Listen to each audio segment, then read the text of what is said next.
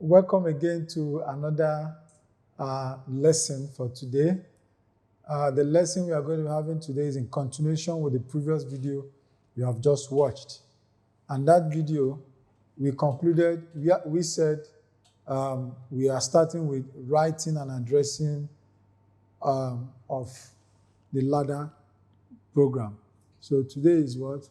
Writing and addressing a program. So we have the writing and addressing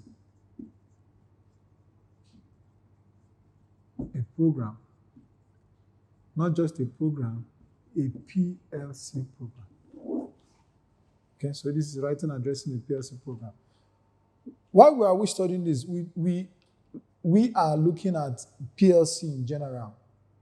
Okay, so there are different programming styles by different manufacturers of PLCs. We have mentioned some PLCs that are popular, like the Allen Bradley, like the Siemens and the Mitsubishi PLCs. So I will be limiting ourselves to these three kinds of PLCs, okay, or makers of PLCs, and how they address their various programs.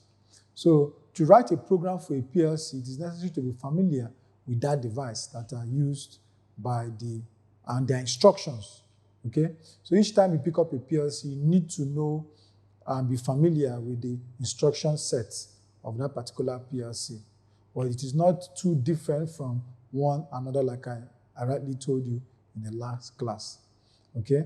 So we want to look at the popular ones. I said Siemens is a leading one in the market. And we want to see how they address their inputs and output devices, okay? So the inputs for a PLC, inputs are addressed as with I, okay? I is what? Inputs. And PLC addresses the output with Q, with alphabet Q, okay? Now we also have Allen Bradley PLCs. The alphabet I is also used to address input devices, while O, the alphabet O, is used to address what? Output devices. So this is output. And the third PLC manufacturer we're going to be looking at is the Mitsubishi. Mitsubishi represents the input with an X, alphabet X, and the output with alphabet Y. So these are the alphabetical representation of these three brands or makers of PLC. I want us to take a look at our screen where we shall make a little practice. We want to carry out a little practice, and there we want to write program to light up a lamp using input switches. So it reads, in this example, you are given the liberty to make any input or output address of your choice for use while assigning addresses to them. So here we shall use the Allen Bradley PLC addressing system, which is the I and O for it. So here we are to address or write a program to light up a lamp using input switches. Now, to address this, to solve this problem, which we just saw on the screen, and we are to use any PLC of our choice, and we can make use of the Allen Bradley I, O, or the Mitsubishi, the X and the Y. So X for Mitsubishi, and then the Y. So the Y is equals to the O, which is equals to the Q for different methods. So you can see they all agree to use I for inputs, except Mitsubishi that uses X for what? For inputs. While outputs 0, O, and Y. So this is the Siemens, another Q. This is the Q for Siemens. This is the O for Allen Bradley. And this is Y for Mitsubishi. Okay, so this is it. This is the summary of what we are trying to say. Now, to write a program, just to briefly teach you the simple way to write a ladder program. A ladder program, we're asked to on a lamp making use of input switches. So we can choose an address, and one of the address could be this. We could choose push button 1. We're going to assign an address to it, which is one of the input switch. And then we have an output switch. So we could call this one a lamp. Okay, so the light, lamp. So this is the lamp. So this is the lamp. And this is what the push button. So it could be a switch, it could be a push button. So we may decide to use a switch. Okay, SW1. And this is what SW1, switch 1. So once we turn this switch, this lamp will come on. So this is a simple way to write this program. So we have the input switch from the power rail, the power flows this way. Once it is 1, that's from 0 to 1, 1 is on, the power flows to this lamp, and then it stays on. So if we are to assign this, we could call it, if we are to assign it with any of these inputs, let's say we call it, this is connected to terminal 1. Let's say this is 1, and this is connected to terminal 1.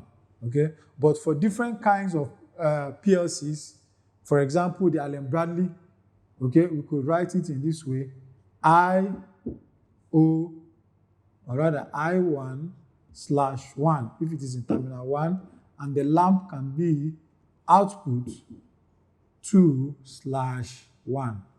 We're going to explain what this means. For the Allen Bradley PLC, the Allen Bradley PLC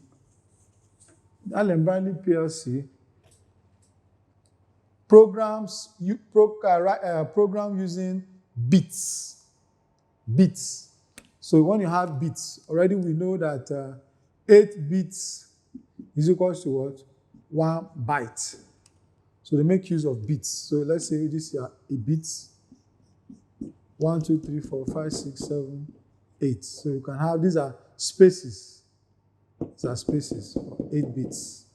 Then to have a word, we have 16 bits. 1, 2, 3, 4, 5, 6, 7. 1, 2, 3, 4, 5, 6, 7, 8. So these are 16 bits. That is 2 bytes. So 2 bytes is equals to a word. So those of you that are computer literate, you understand this faster. So 2 bytes in a word. So the Allen Bradley addresses each bit in a word. So you can have this to be 0 to 15. Just like that PLC that we saw here, the SLC 500. We have terminals 0 to 15. Okay? So which means if this is 0, this is 1, 2, 3, 4, down to what? 15. So the Allen Bradley PLC does what? Addresses the bits, especially for the SLC 500. So this means I.1/1. This is telling you the file number. So this is the what? The file. Okay, I think I've cleaned this. That's input. The file number. This is the file number. In this case, I/O, whether it's the input or what? Output. So for this case, this is the input. Remember, the input is presented with what? I. We have this is called the delimiter. Then this one is the slot number. The slot number. What number in the module, what number in the rack is the input module? If it's in 1, then you have to address it as 1. If the input module is in 2, then you have to address it as what? 2. Just like that. So this is the input module. Let's assume is in slot number 1. And what terminal are you addressing? This is the terminal number 1. So this is what? The terminal number. So this is how you address it. So that's how we come about switch. Okay, this is the stroke, this is also a delimiter. So 1/1. It could be 0. You could make use of this as a terminal. So if we address it, it could be here it could be what? 0, as the case may be. Okay, because you have 0 to 15 to play with. So this is how Allen Bradley does the addressing. Then for the lamp, the same way, this is the file number, in this case, the output device. This is the slot number, which is in slot number 2, and then we have what? The terminal number. So this is where you connected the device to. Okay, so let us have a look at the screen before us. You can see an example of an input module where we have the push button switch connected to a terminal. Okay, so this is the input module. So you can see it. We have the module, we have the slot, and then we have the terminal number. So that is exactly where the switch is connected to. So in this our case, it is connected to what? To 0, terminal 0. The output lamp is connected to terminal 1. So when we are to write this is how it will now look. This is now the addressing now. I.1, which is slot number 1, terminal 0. And here is what? Output slot number 2, terminal what? 1. So this is how it's going to look like. So this is how Allen Bradley does their what? The addressing. Okay? So this is for Allen Bradley. So to further illustrate the examples we have given to you, take a look at your screen for further address structure of the Allen Bradley PLC. Showing on your screens are example. If we have the input in slot number 1, screw terminal number 4, you can see the way it's addressed. Simply put, that should be I.1/4. That is chassis number 1, that's slot number 1, screw terminal 4. And for that output, you have 0.2 telling you is chassis number 2 or slot number 2, terminal 13. So when you look down until input slot number 6, terminal 0, you can find the way, you can see on the right-hand side how it is addressed.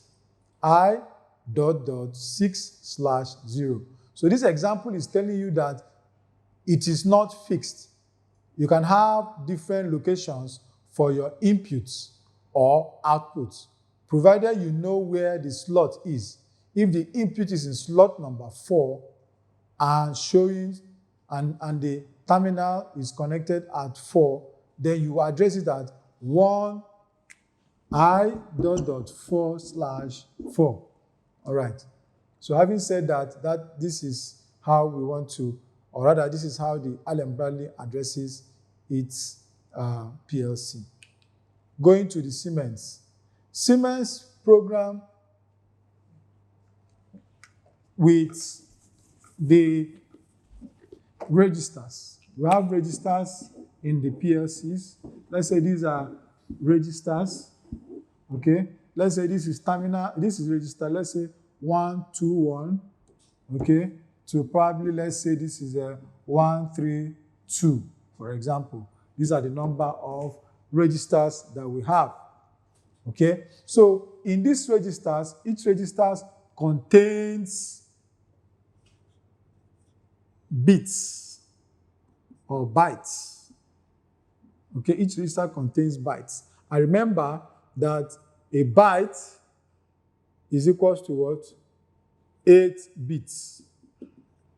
Okay, so in this register, we can have 8-bit register, we can have a 16-bit register, we can have a 32-bit register. So if we have a 16-bit register, it means we have 2 bytes. It's a 2-byte register, which is called double word or the quad word. The quad word is what? We have the double word, which is, okay, this is 2 bytes is a word, which is 16 bits. So double is 32. So this is double word, and then we have the quad word. That's 4, which is 64 bits. So it doesn't go more than this. So for now, this is the highest, 64 bits. So it means that if this contains a 2 bytes, each of them, that is 16 bits, it means that you can have up to 16 bits of this address to program. For example, this is register number 121. Under 121, you can have 16. Okay, if this is a 16-bit register. So you can have 0 to what? 15. So in other words, I'll have to utilize the bits inside it before I can move on to 122, 123, 124, 125, as the case may be. Okay, so in other words, if I'm to program it, I'll have 121.0 to 121.15.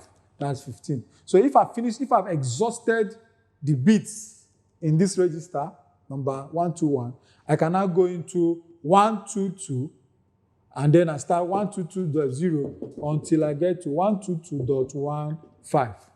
So you can see this is how the Siemens program their PLC. So in other words, you can have I121.0, and then you can have Q12, maybe another register, maybe the output starts from 133. Okay, let's say 133. So you can say 13, or let me say 133.0, as the case may be. So this is how it's done. So for our example of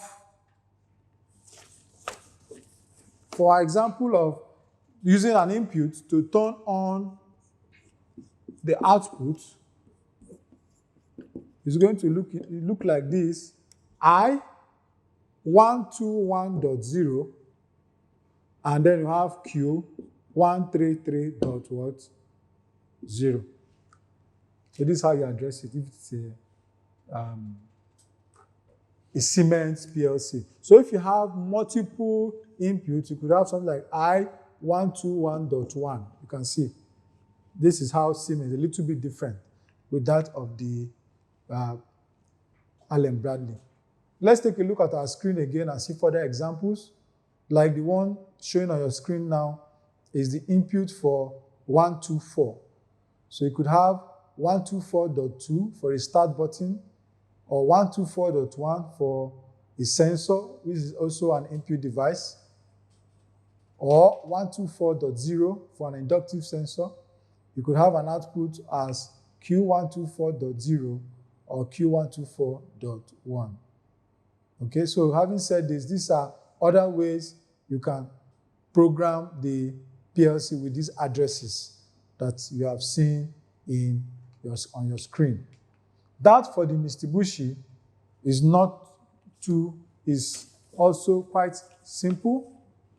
Like we have said, the X represents what? The input, and it's normally with what? 3 zeros. Okay, so we have Y equals to Y could also be 0, 0, 0. So this is how it looks. So in other words, you could have this also, it's also addressed in what?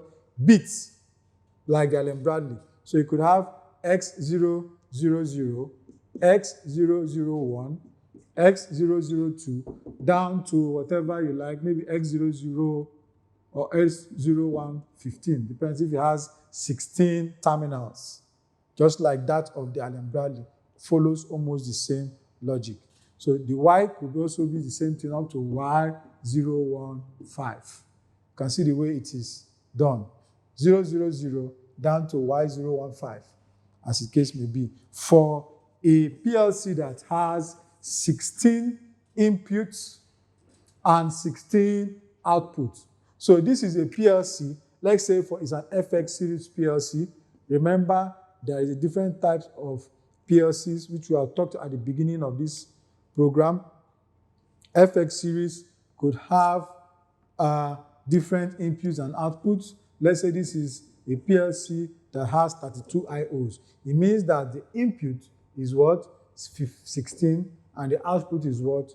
16. That is 0 to 15, 0 to 15. So if we are to use the same example like the previous one, our addressing should go this way: X000 and Y001. Okay? As the case may be. So we end it. So this is how you address programs. So when you see this, you know that this is a switch, because you would have labeled it to be SW1, which is a switch, attached to what? Terminal 0, and the output 001, which is a lamp, is attached to terminal number 1. Okay? So seeing this will help you to know how it is programmed. So this is what I mean by addressing. And what I also mean by tagging. I promise to show you what tagging means. If you are programming with tag, you can have X001, Y001, okay, let's do 00. You could have a small statement by saying start button.